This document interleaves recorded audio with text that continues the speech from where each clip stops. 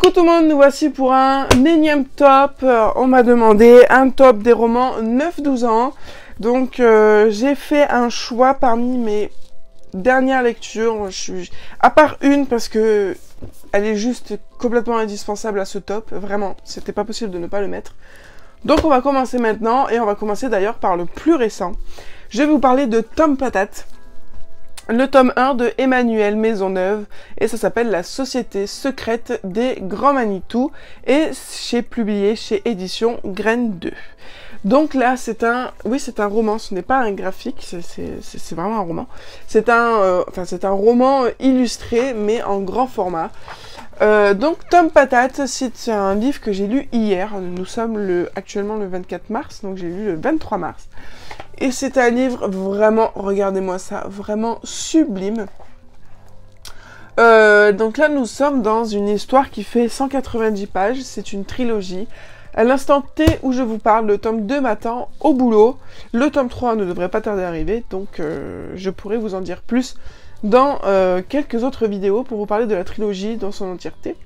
Donc Tom Patate, déjà j'ai super adoré le titre qui est totalement original. Je veux dire, ça porte à question, quoi. Et donc, du coup, en fait, Tom Patate, c'est l'histoire d'un petit homme, un petit enfant, vraiment très petit, qui va venir, qui va atterrir plutôt dans le jardin d'un grand Jean, comme ils appellent ça, donc d'un humain, au cœur d'une patate.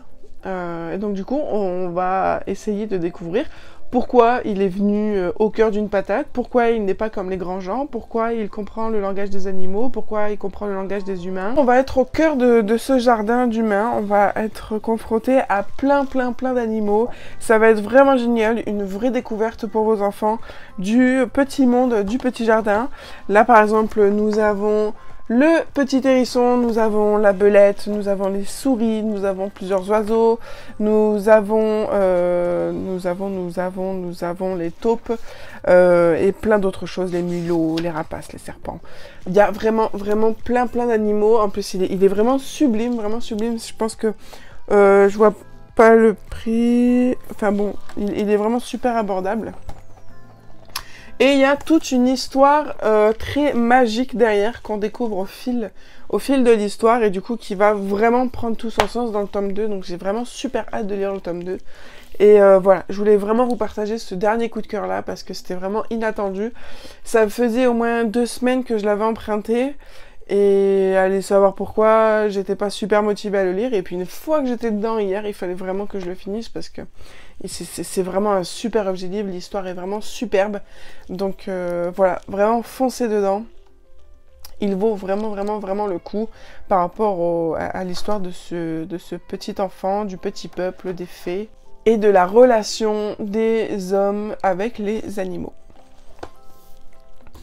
Ensuite, on rentre dans ce top aussi Monstre Hôtel, donc c'est une quadrilogie de Karine Rosenfeld. Est une quadrilogie de Karina Rosenfeld chez Gulfstream Éditeur.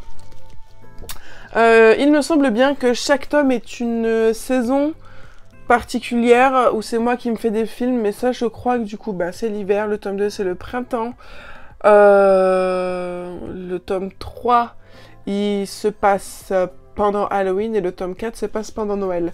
Non, donc en fait non, ça n'a quasi rien à voir avec les saisons. Enfin bon, Monstre Hôtel, c'est une série que j'avais un petit moment aussi dans ma palle et que j'ai sorti là il n'y a pas très longtemps. Parce que il fallait que je le lise dans le cadre du Cold Winter Challenge. Donc je suis vraiment très contente d'avoir fait ce challenge et d'avoir pu lire ce roman parce que du coup, je me suis enfilé les 4 tomes quasi d'affilée parce que c'était vraiment super bien. Donc là pour l'histoire, on va suivre Olivia qui a 10 ans, qui va devoir suivre ses parents dans la ville de Monstreux, car ses parents ont choisi de acheter le manoir sur le Monstreux, et qu'ils vont retaper pour faire une maison d'hôte. Dans cette maison, cette petite Olivia va découvrir tout un monde parallèle peuplé de monstres. Une histoire d'amitié folle dingue va s'en suivre. Les monstres sont de tous les caractères possibles et imaginables. Donc c'est une ressource dingue en émotion, en réaction, en façon de percevoir les choses, en façon de réagir. Ça va être un échange vraiment hyper riche en matière de savoir-vivre, de savoir-faire, de savoir-dire. Voilà, c'est vraiment très riche. Mis à part ce côté tout émotionnel, caractériel, on a vraiment le côté aussi fantastique et aussi très mystérieux, suspense, parce qu'il va y avoir une histoire de quête, une histoire d'enquête qui est vraiment prenante, qui est vraiment au cœur de cette quadrilogie, et qui va vraiment être prenante et intéressante en tout point. Voilà, donc c'est vraiment, en plus, ce sont vraiment des petits livres, ils font même pas 200 pages, ou peut-être aller 230 max, donc c'est vraiment de petites lectures qui se dégustent avec un bon petit thé, un bon petit paquet de biscuits, et en 2-3 heures vous l'avez terminé, et vous avez passé un excellent moment. Moi je vous parle comme si, enfin parce que moi je le lis en tant qu'adulte et c'est comme ça que je l'ai vu, mais pour les enfants ça se lira aussi tout aussi bien avec un verre de jus d'orange et un paquet de petits lus. Voilà, c'est vraiment super et je pense même en parler au prochain club lecture jeunesse que je tiens dans ma bibliothèque. Ensuite, dernier coup de cœur en date, et là c'est une trilogie que je vais pouvoir terminer à partir du 3 avril, car le tome 3 sort le 3 avril. Je vais vous parler des Royaumes Sauvages de Amanda Foody chez Casterman. Les Royaumes Sauvages, le tome 1, je l'ai depuis quelques mois, donc pas beaucoup quand même, dans ma palle, et en fait je l'ai sorti ici pour le challenge de Harry Potter et le challenge, Cozy Book Challenge. Donc heureusement que je me suis écoutée et que au mois de mars, j'ai acheté le tome 2. Parce que une fois que j'ai fini le tome 1, il me fallait absolument le tome 2, et le tome 2 fut une explosion d'aventure, de magie, de quête, de révélation extraordinaire. Et là vraiment, j'attends impatiemment le tome 3 en avril. C'est vraiment une histoire sublime. Ça va être Barclay Picpus qui va habiter dans un royaume où il y a des villages qui sont un peu reclus et qui sont contre la magie et les bêtes. Que je vous explique, les bêtes, ce sont tout simplement des animaux, et il y a certaines personnes qu'on appelle les gardiens des bêtes qui arrivent à se lier avec ces bêtes et qui vont pouvoir allier leur magie à leurs bêtes et qui vont pouvoir développer certains pouvoirs. Donc ce petit Barclay vit une vie très morne dans un village où il y a des règles pour tout et n'importe quoi. Et en fait, il va un petit peu partir à l'aventure à la frontière d'une forêt où il n'a pas le droit normalement de se promener. Et au moment où il va se promener dans cette forêt pour récupérer des champignons, il va faire la rencontre d'une jeune fille. Et au même moment, en fait, va s'en découler une dispute, il va chercher à s'enfuir. Et dans sa fuite, il va se lier par accident avec une bête. Et donc du coup, vu que dans son village c'est très mal vu, c'est vraiment haute trahison, très dangereux, à mort quoi, il va être obligé de s'exiler et de partir avec la jeune fille pour découvrir ce qu'être un gardien de la bête. Sauf que ça va être très compliqué parce que il a une histoire personnelle très liée aux bêtes et très dramatique, et donc du coup il va être un peu forcé à accepter cette condition de gardien des bêtes et gardien des légendes, excusez-moi, et donc du coup on va voir comment il va s'en sortir avec cette nouvelle manière de vivre. Et en fait voilà, ça va vraiment être génial. Donc c'est un premier tome introductif. Le tome 2 est vraiment au-delà de toute espérance, parce que là on va vraiment voir le développement de tous les personnages abordés ici, on va voir le développement de nouveaux personnages, on va voir aussi le développement de la magie, il va y avoir plein de nouvelles choses. Et le tome 3, je l'espère autant que je le crains, parce que c'est un tome 3 et du coup il va mettre fin à cette trilogie. Et ça peut être très bien, comme ça peut être très frustrant selon comment ça se finit. Mais en tout cas, je vous conseille fortement cette trilogie-là, qui est vraiment extra et qui se lit vraiment très très facilement et qui en met vraiment plein les yeux. D'autant plus qu'à la fin du roman, on a comme un bestiaire, quoi, où on va nous expliquer toutes les bêtes que l'on va croiser au fil du roman. Ensuite, quatrième livre, celui-là, ça fait au moins 1 an et demi que je l'ai dans ma palle, et allez savoir pourquoi pareil. En janvier, eh bien, depuis janvier, je me suis lu la trilogie entière. Je parle de Magic Charlie de Audrey Alouette, chez Gallimard Jeunesse.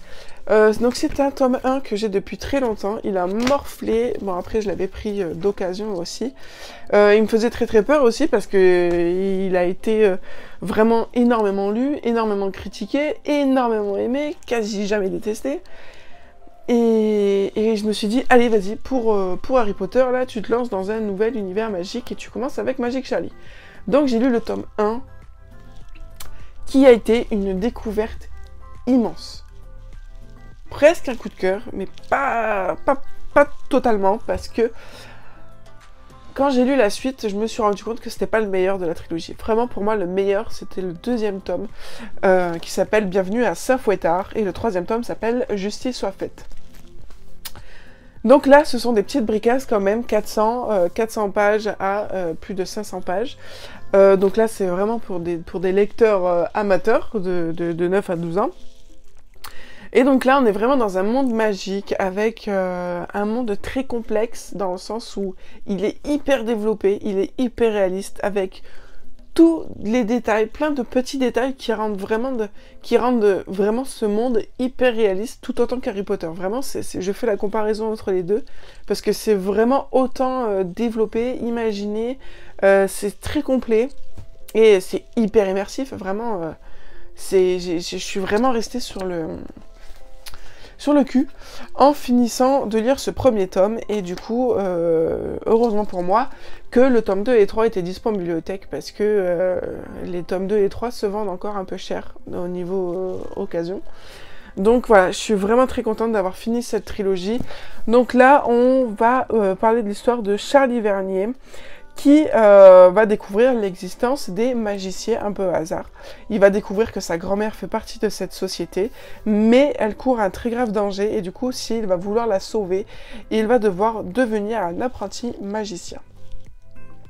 Donc, le résumé vous paraîtrait un peu bateau, je vous dirais, basique, banal, mais vraiment, l'univers est très loin de l'être, et vous le découvrez d'autant plus dans le tome 2, parce que là, vous allez découvrir des intrigues politiques extrêmes, vraiment poussées, et vraiment super intéressantes, je suis désolée, je suis de la crève, et très bien menée, vraiment très bien construite. Il n'y a pas de choses floues, il n'y a pas de questions à se poser, toutes les réponses se trouvent en temps et en heure, et du coup voilà, c'est vraiment très fort de réussir à faire une intrigue claire, concise et précise, avec un univers aussi complexe que celui-là.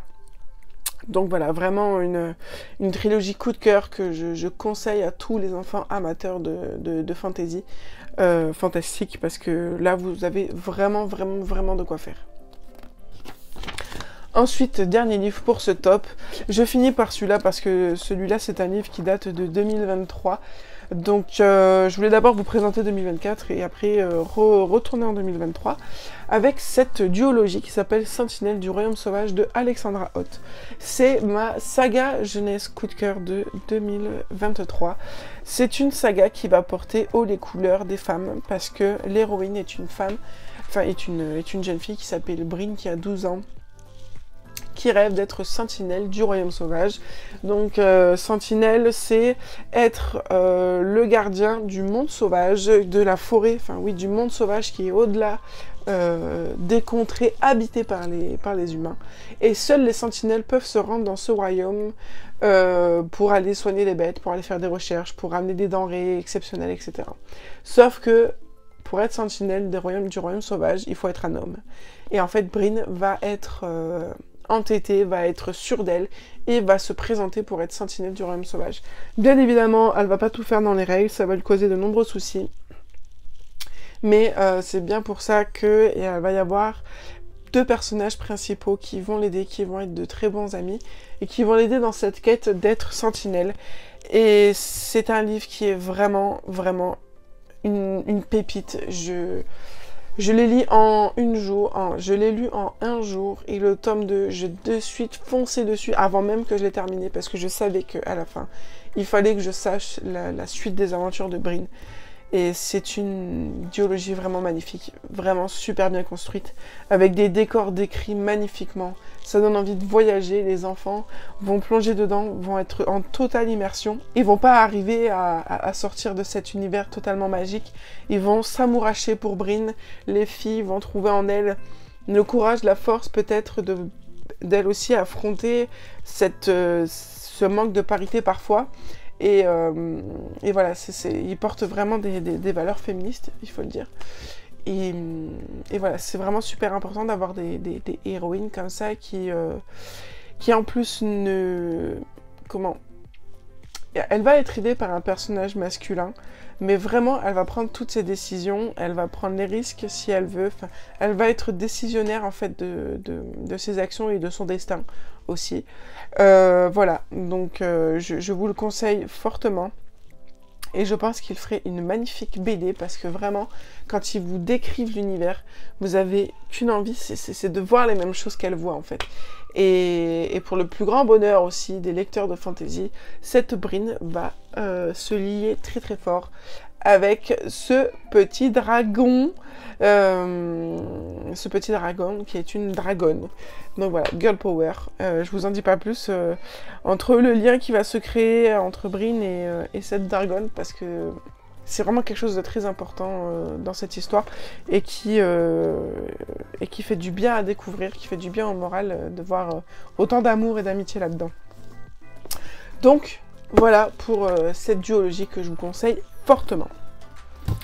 Écoutez, 16 minutes, je vous ai présenté 5 livres, soit 5 séries, qui pourraient fortement plaire, sans aucun doute, à vos jeunes entre 9 et 12 ans, voire même avant, si ce sont de très bons lecteurs, c'est juste une fourchette éditoriale, mais ça peut être abordé bien avant quand même, pas avant 8 ans quand même, et qui peut être lu aussi par les plus grands, comme moi.